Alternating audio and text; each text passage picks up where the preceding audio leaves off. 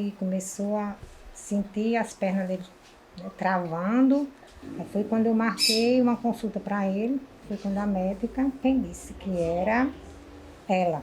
Aí disse que não tinha cura.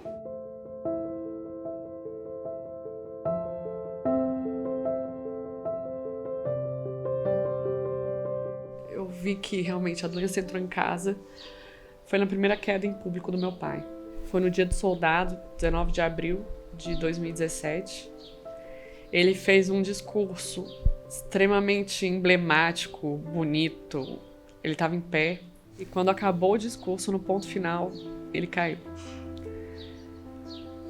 E meu pai caiu num choro que ali eu me dei conta que aconteceu.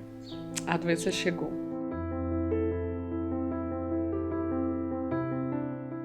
Eu comecei sentindo fraqueza na mão esquerda e aí eu fui em vários médicos, falaram que era síndrome do túnel do carpo. Até que um falou, acho que é neurológico, vamos fazer uns exames. E aí foi no exame que detectou que já tinha um avanço na mão esquerda. Minha ela é do tipo bulbar e afetou primeiramente minha fala. Confesso que foi muito constrangedor. Não demorou muito para eu perder a força nas pernas e logo após na mão direita. Nos meses seguintes perdi todos os movimentos e deixei de deglutir. Aí ele entrou no desespero. Nem eu sabia, nem os meninos sabiam, nunca tinha visto falar dessa doença.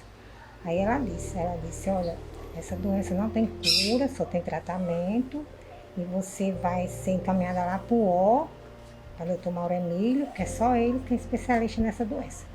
Aí foi quando a gente começou a batalha. Conseguiu o médico, fazer tomografia, dava tudo ok. Muita gente não sabia de onde surgiu essa doença. Aí foi quando foram estudando, explicando pra gente como era. Aí começou tudo, a luta, né? Essa doença, que é esclerose lateral amiotrófica, esse nome foi dito por Charcot, que foi um grande neurologista, e ele, naquela ocasião, ele já caracterizou toda a doença do jeito que a gente vê hoje. Ele encontrou os sinais de primeiro e segundo neurônio, ele disse que a doença era progressiva, ele disse que a doença era gravíssima, que a doença não tinha cura. Ele foi a descrição clássica que persiste até hoje. Por 30 a 40 anos é que cientistas começaram a buscar entender mais essa doença. E daí se aprendeu muita coisa que Charcot disse que era de um jeito e hoje a gente sabe que não é. A gente sabe que a doença não é só do neurônio motor. Outras células são envolvidas, como a célula da memória. Trabalho recente mostrando alterações na retina, sistema nervoso autônomo. Então, são aprendizados mais recentes que fez com que avançasse no conhecimento realmente dessa doença. Com a minha irmã foi assim, ela começou com uma dor numa perna, no joelho, depois passou para outra, depois começou a afetar o movimento, perdeu a fala, e aí, por final, né, o pulmão. Começou no braço, né, nas mãos. Aí foi subindo e demorou mais ou menos uns 6, 7 anos para pegar o pé. Aí eu comecei a cair. Eu corria, né? Fazia meia maratona. Aí tive que parar, aí começou a afetar o pulmão, a fala. Eu tenho dificuldade, eu falo um pouco, eu tenho que parar, muda a entonação, né? Então, assim, para respirar, tudo. No início da doença, nós tivemos uma surpresa, porque ao estarmos em férias, ele mergulhou em águas bem profundas. Ele era um exímio nadador, porque ele foi bombeiro durante 35 anos. E simplesmente ele não conseguiu voltar nadando.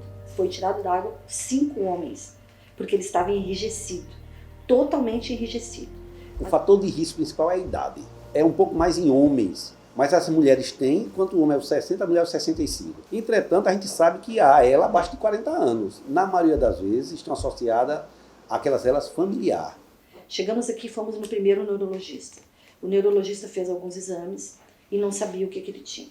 No quarto neurologista é que foi feita uma bateria de exames e deu 85% de comprometimento já. No primeiro exame, no primeiro mês. Então foi muito rápido o diagnóstico do Eduardo. Bem diferente da maioria dos outros portadores de esclerose lateral amiotrófica. O neurologista contou para minha mãe não me contou. Demoraram uns 4 anos até eu descobrir. Quando eu fui procurar sobre a doença, olhei no Google e vi que eu teria de 2 a 5 anos de sobrevida, aí foi um baque. Ele também chegou para dizer para mim, se eu quisesse ir embora, viver a minha vida, né, podia ir, porque ele ia empatar a minha vida, né? Eu disse, não, vamos lutar junto. Aí, estamos aí na luta. Eu e ele e os meninos.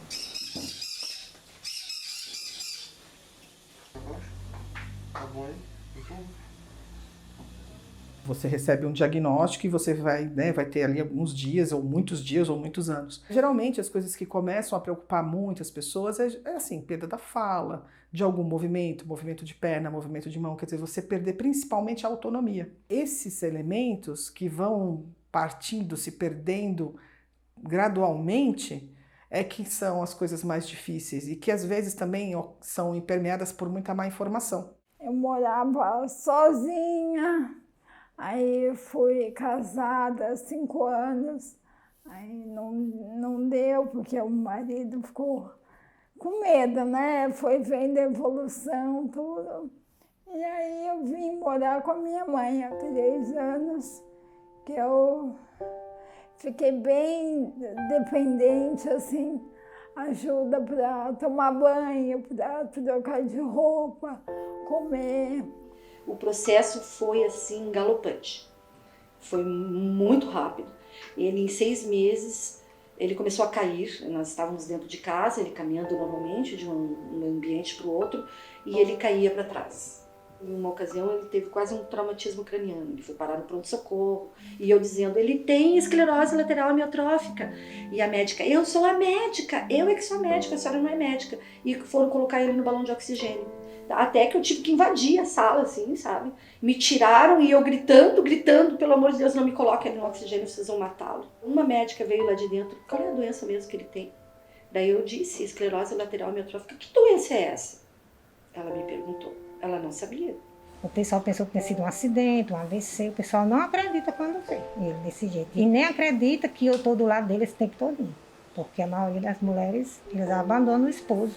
E eu acho que é esse amor que deixa eu mais forte ainda para cuidar dele. São muitas as dificuldades que enfrentamos. A começar pela dificuldade de um diagnóstico rápido e preciso. Em média, levam 9 meses para identificar nossa patologia. Tal demora deve-se ao fato do total desconhecimento da classe médica.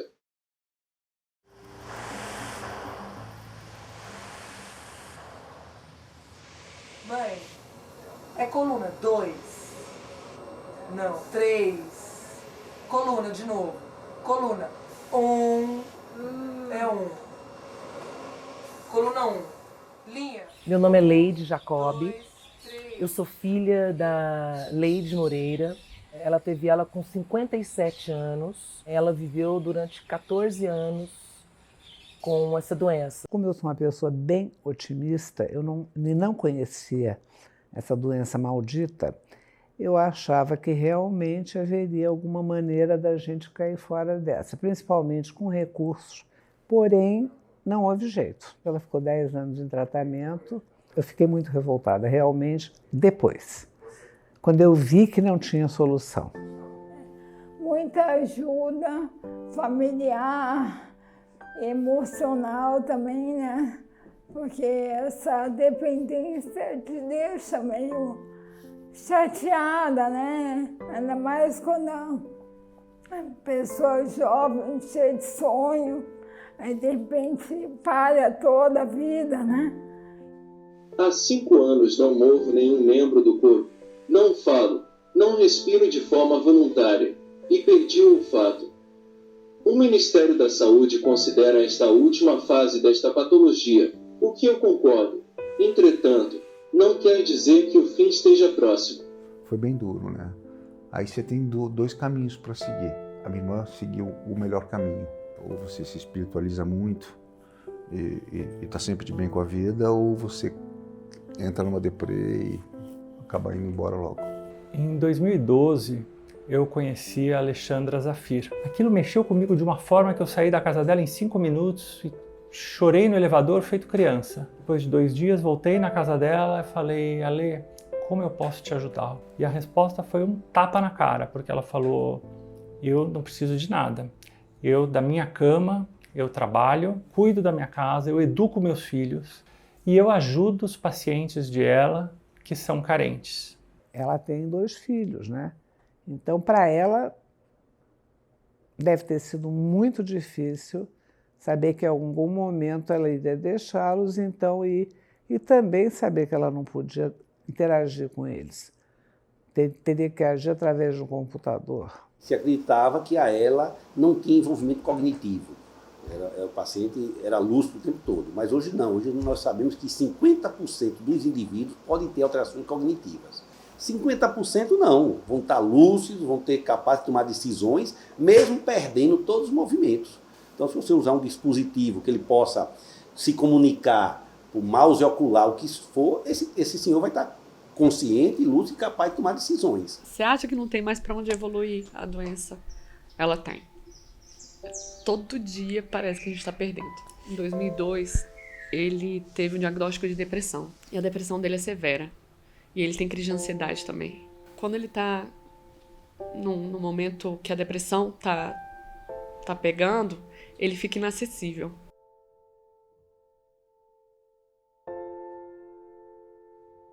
Ela começou a sentir perda de força na mão direita. Então, quando ela estava lavando o cabelo, ela sentiu que, puxa, esse aqui não estava muito, né, não estava muito respondendo. E abrindo a casa dela, mexendo na chave, ela sentiu um pouco de dificuldade para comer.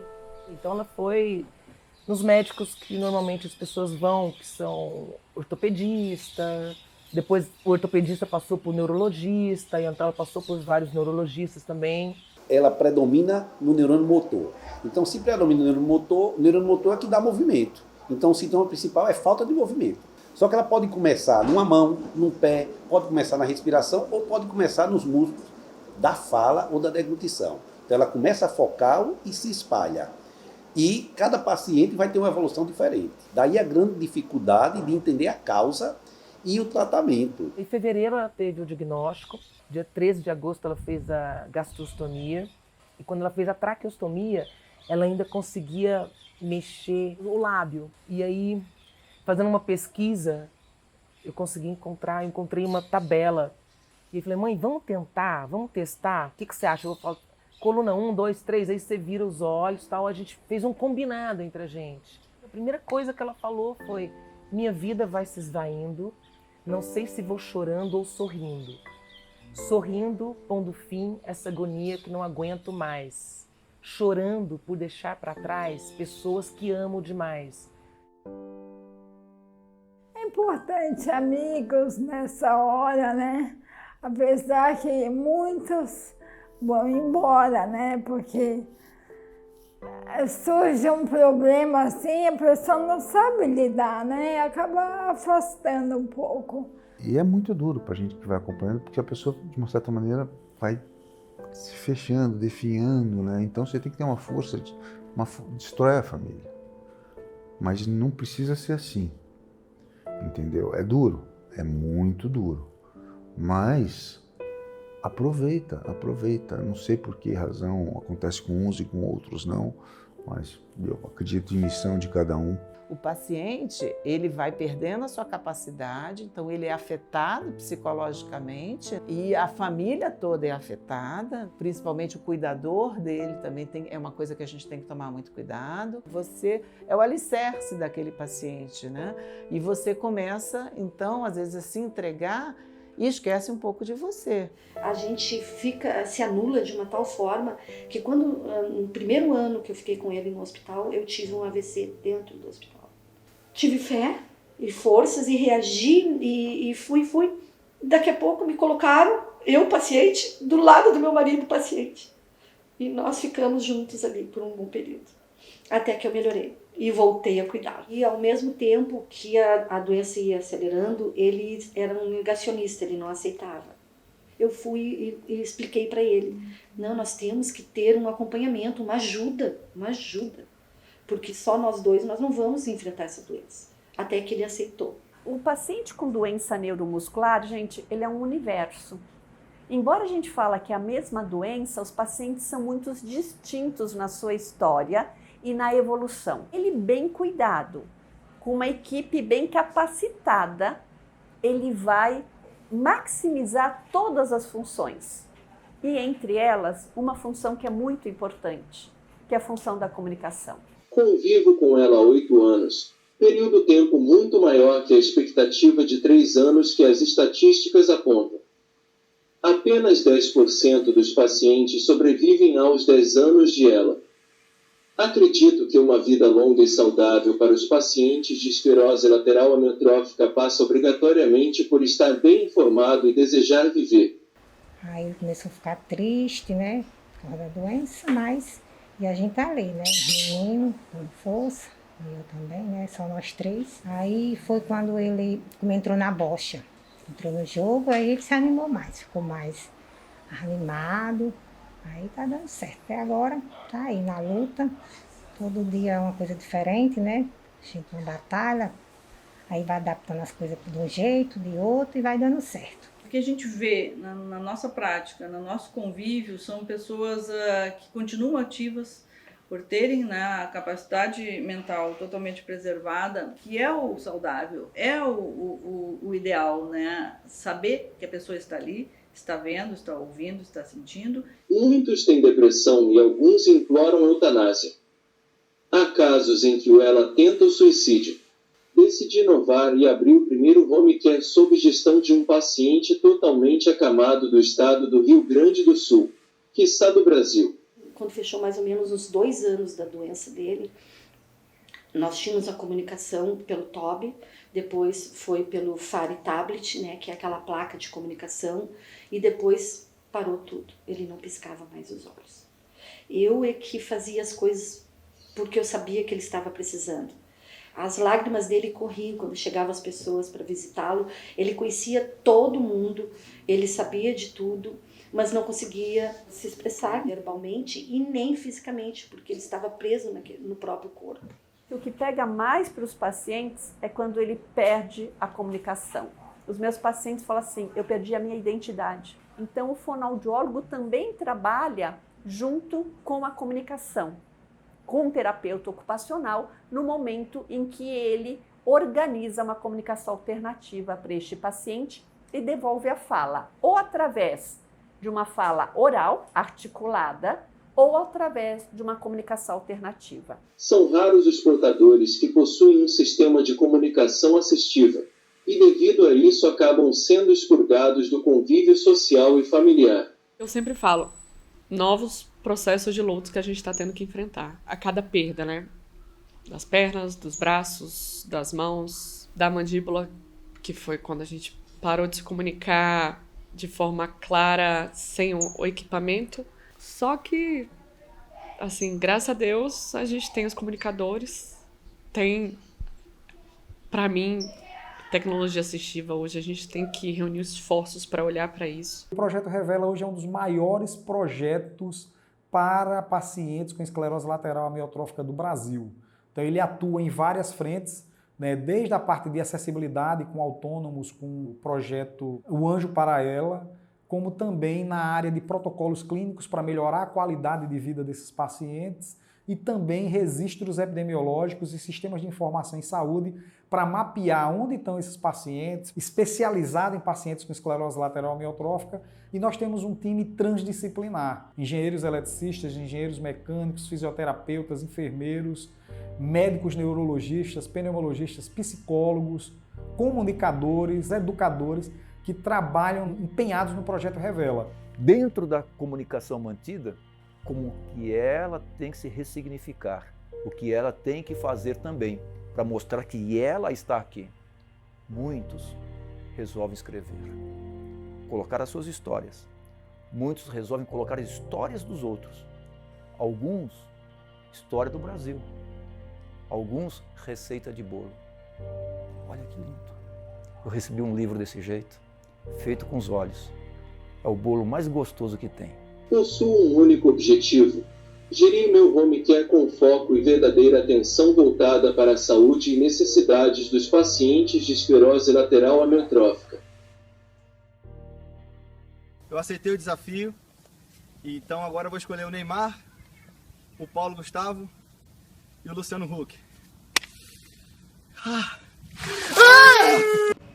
Sem dúvida vai fazer a diferença na pesquisa da doença, mas para que as pessoas doem mais no Brasil para qualquer que seja a instituição séria. Luciano, aceitei o desafio e o meu desafio agora é em conjunto. Eu quero Fátima Bernardes com William Bonner e Gilberto Gil também fazendo. O desafio do balde de gelo. Aquilo foi o assunto mais pesquisado no YouTube no mundo inteiro no ano de 2014. Todas as pessoas famosas participaram. A visibilidade que nós tivemos nos deu força de bater nos fabricantes de BIPAPs, como de aparelhos de suporte à vida, como de assistentes de tosse, como de mouses oculares, e a gente conseguiu doações de muitos equipamentos. A Organização Mundial da Saúde classificou a disseminação da doença causada pelo novo coronavírus como uma pandemia. A pandemia teve dois aspectos assustadores, na verdade. Um é uma patologia que inicialmente a gente pensava que era respiratória. Os nossos pacientes são neuromusculares e que desenvolvem insuficiência respiratória ao longo da evolução da doença. Como é que a gente ia tratar? Como é que a gente ia orientá-los a, quando precisassem ir a um atendimento, e recebessem ventilação não invasiva e não oxigênio direto? Em uma semana a gente conseguiu aprender, treinar os colegas que iam participar da teleconsulta com profissionais e treinar o paciente. Antes de aparecer a vacina, nós perdemos alguns pacientes de ELA para o Covid.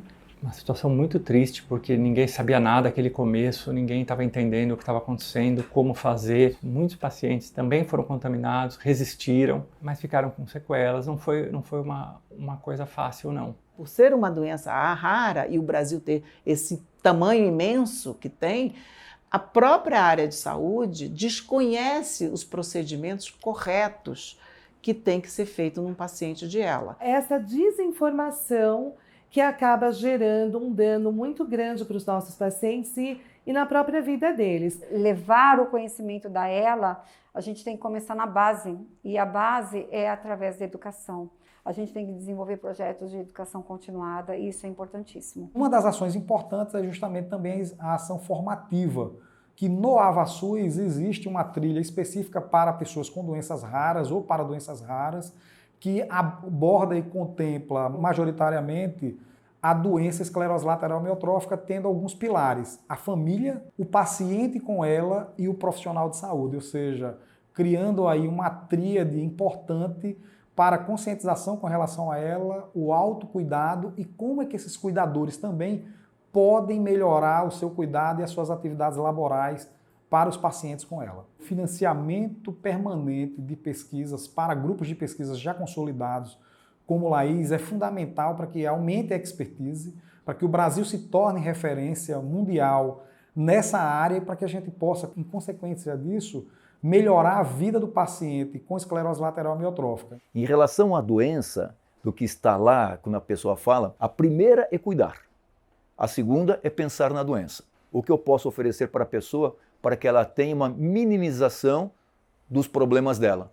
Fisioterapia, terapia ocupacional, fonoaudiologia, psicologia. A pessoa que está passando pelo processo de luto, que a gente chama também do luto antecipatório, né, tem alguns conteúdos que aquele portador está perdendo e aquele filho, aquela esposa, aquele familiar também se vê perdendo, aquele pai que ele entendia que nunca ficava doente, que era sempre a fortaleza, né? Ou aquela esposa que tinha aquele corpo incrível com aquele, né? Então, assim, essas perdas também vão gerando esse sentimento de luto antecipatório e essa ideia, e se um dia também adoecer, se um dia eu também ficar mal, quem vai cuidar de mim se essa pessoa que eu vejo como a mais forte está numa situação tão difícil? Essa parte de tanta experiência em vê-lo quase partindo fez com que o meu coração fosse abrandando aos poucos e me preparando. Eu vou perdê-lo. Eu vou perdê-lo. E ao mesmo tempo que eu sabia que eu iria perdê-lo, eu também sabia que eu precisava entregá-lo, que ele tinha que partir para parar de sofrer. Notícias devem chegar, no meu futuro recente. Não posso, mas quero apagar da minha vida o presente. 1000 voltas. 1000 voltas dá o mundo. No meu passado, lembrança. 1000 voltas e eu num segundo volto ao futuro esperança. Eu tinha acabado de sair da casa dela e quando voltei já tinha acontecido, assim, foi uma coisa muito... Foi isso. Foi assim, numa aspiração que aconteceu. Mas...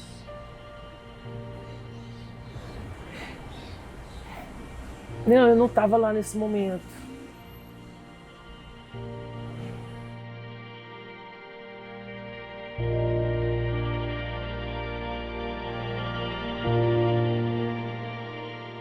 Nunca tive medo da morte. Acredito que encarnamos para evoluirmos espiritualmente, tanto para aprender como para ensinar. Deus rege nossas vidas, e quando Ele chamar, não tem dizer não. Muito pelo contrário, os familiares deveriam ficar aliviados uma vez que ente cumpriu sua jornada. Neste sentido, irei curtindo meu filho e aprendendo com a vida e com minha mãe. Eu já vi muito caso, né, da ela, os pacientes morrer com 2 anos, 3 anos, né? Mas ele, eu fico imaginando, né, como é que vai ser minha vida daqui para frente, né? Mas eu acho que Deus tem um propósito para ele, porque até agora, graças a Deus, ele está aí. É um guerreiro, ele é. A dor do outro é muito difícil, de você que está sentindo, sabe? É assim, digamos que a pessoa que está do lado de lá tenha perdido um filho e eu não. Eu vou sentir muito por essa pessoa, mas não vou sentir a dor dela. Não adianta dizer que vou, porque não vou. É bobagem. Ou, se você tem uma filha que morreu com ela, eu vou sentir muito, mas não vou sentir a dor que eu estou sentindo. É diferente, meu amor, é só quem está na pele que sente. A gente conseguiu fazer com que ela vivesse com qualidade e conseguisse continuar a produzir, se sentir útil. E quando as pessoas devolviam, ela fazia uma poesia, as pessoas, alguém comentava, ou vinha, ou acontecia sei lá, alguma divulgação, e de alguma forma voltava para ela. Puxa, isso era uma felicidade, porque ela estava se sentindo útil para a sociedade. Uma advogada criminalista que adorava escrever, que adorava se movimentar, que adorava trabalhar e que não podia mais fazer nada, porque estava atada a uma cama por causa dessa doença assassina. Então é isso que aconteceu, foi muito, muito deprimente. Péssimo. Mas como a gente não pode se revoltar aos desígnios de Deus, a gente teve que se conformar, e aqui estou eu inteira ainda, tendo que lidar com essa perda irreparável. No dia 13 de agosto, no dia dos pais, e morreu com a filha. Ele não morreu comigo. Sabe? Então, foi como ele quis. Ele morreu com alguém que ele amava também, né? E não queria me dar essa dor. Eu tenho meu coração tão leve, tão aliviado, por todos os motivos que a vida me proporcionou de enfrentar essa doença, e a força que eu tive de ir até o final dando a qualidade de vida para ele, com carinho, com amor, que o meu coração ficou leve. Eu cheguei, olhei ele no morgue e disse: vai com Deus, meu velho. Um dia a gente se encontra. Fazia 10 dias que o Adão tinha falecido e eu fui convidada para uma palestra aqui na Henriques sobre a esclerose lateral amiotrófica. E eu falei durante 1 hora, sem derrubar uma lágrima. Por quê? Porque eu tinha a minha consciência tranquila do dever cumprido com amor. E quando a gente faz com amor, tudo dá certo. Tudo. Até a esclerose lateral amiotrófica, que é uma doença avassaladora, cruel e incurável. Eu acho que a gente chegou aí, eu brinco, no primeiro capítulo ou na primeira página, de um momento que é o uso de terapias modificadoras de doença baseadas em terapias genéticas para a esclerose lateral amiotrófica.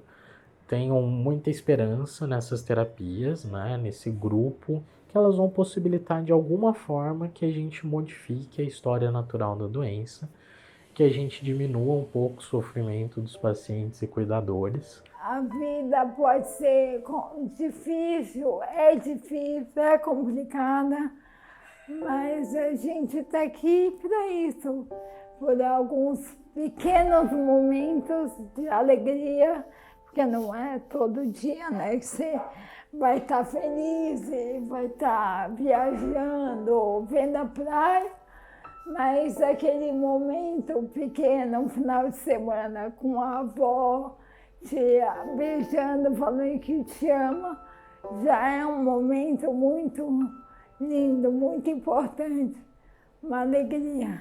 O paciente pode ter uma deterioração muscular, mas diante dessa fragilidade de comportamento, de fragilidade muscular, de fragilidade do corpo dele, ele começa a encontrar o que é belo dentro dele. Ele começa a encontrar o que é bonito e descobrir o que é a potencialidade maior do ser humano. Meu marido foi diagnosticado tem 3 anos e de lá para cá ele já perdeu 2 amigos, que não tinha ela. Ele perdeu de outras coisas. E ele está aí, firme, escrevendo livro, vivendo. Enquanto tem vida, tem solução. Hoje nós temos diversas ferramentas, tecnologias e muito conteúdo que podem ajudar no esclarecimento. E a melhor forma é procurar esses conteúdos que têm evidências científicas e profissionais de saúde qualificados. Então o Projeto Revela é um dos passos importantes que o Brasil conseguiu para, junto com as associações Abrelas e Azarelas, conseguir dar mais conforto para os familiares e para os pacientes com ela. Quando eu deito, boto a cabeça no travesseiro, por mais que a gente já tenha se conformado, né, aceitado a doença, como que ela funciona, né, como é que é a dinâmica, mas às vezes a gente tem aquele bate-papo assim noturno, né, de e aí, será que não vai dar mesmo, né? É delicado falar dessa forma porque eu não gosto de romantizar a doença, não. Né? A doença traz dor, traz problemas, traz dificuldades. Mas a gente conseguiu viver uma união familiar interessante, porque eu já tinha ido embora, minha irmã já tinha ido embora, e a gente acabou voltando todo mundo para perto do ninho. Uma maneira de suportar isso, essa situação difícil, a gente lida com a vida, com a vontade dos pacientes que nos procuram, os nossos associados, com as pessoas que a gente convive, a vontade que eles têm de viver. Eu gosto de sair, tomo uma cervejinha, enfim, eu não estou morta, né? Eu tenho que aproveitar a vida e eu ainda tenho muita fé na cura. Eu tenho fé. Quando tem alguma coisa, fala sobre ela, eu já vou olhar para ver se tem a esperança, né? Lá uma luzinha, lá no fundinho, no fundo do túnel mesmo, para ver se uma luz aí para ele. Eu não tenho dúvida nenhuma que nós teremos as respostas positivas para esta situação e num período não muito longe. Mas o sentido de cura não é o sentido de voltar ao que era antes da doença. Isso é cura, que a gente imagina. Cura é de coração, cuidar.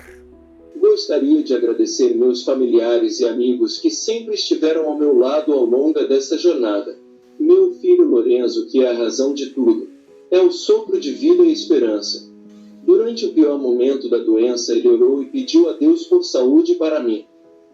Tenho certeza de que foi o pedido ingênuo de uma criança de 8 anos que me salvou. A outra pessoa é minha mãe. Incansável. Está há 8 anos ao meu lado.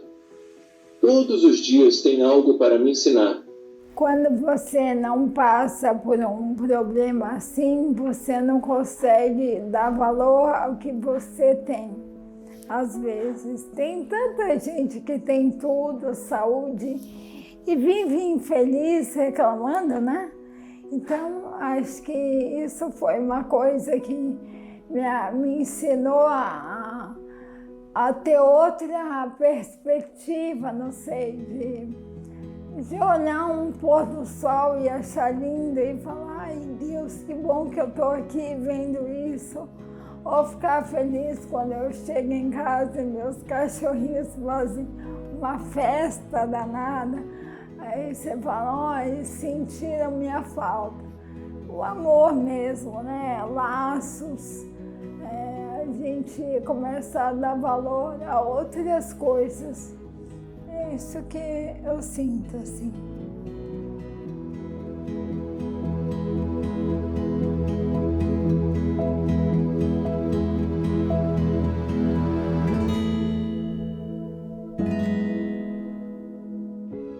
Gostaria de agradecer a todos os envolvidos no projeto Revela, aos profissionais que estiveram nas filmagens, edição e desenvolvimento das plataformas e, principalmente, pela oportunidade de integrar o autorrelato.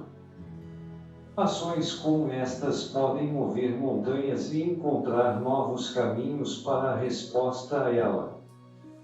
Sigo orgulhoso por poder fazer parte.